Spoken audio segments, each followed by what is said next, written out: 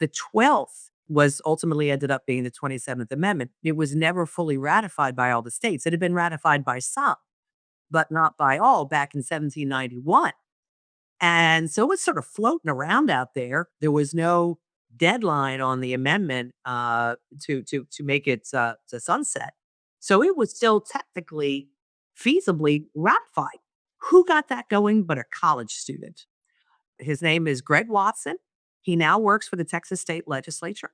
He wrote a paper in college about this floating, I'll call it the floating amendment, the 27th Amendment. It was still out there potentially ratifiable. And he got a C on the paper at the University of Texas.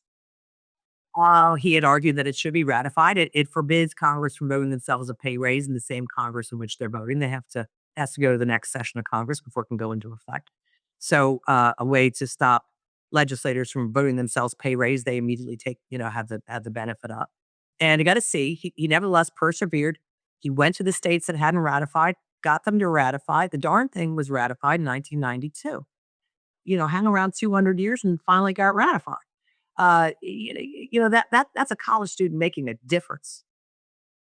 And so I saw this as the precursor to the model convention, where we will now have 220 students when we finish this one, who have had experience in Robert's Rules of Order, very early, governed by Robert's Rules of Order, the debate. So this is a formal process, who have experience talking about amendments, learning about amendments, and potentially proposing amendments, leading the charge, just like Greg Watson.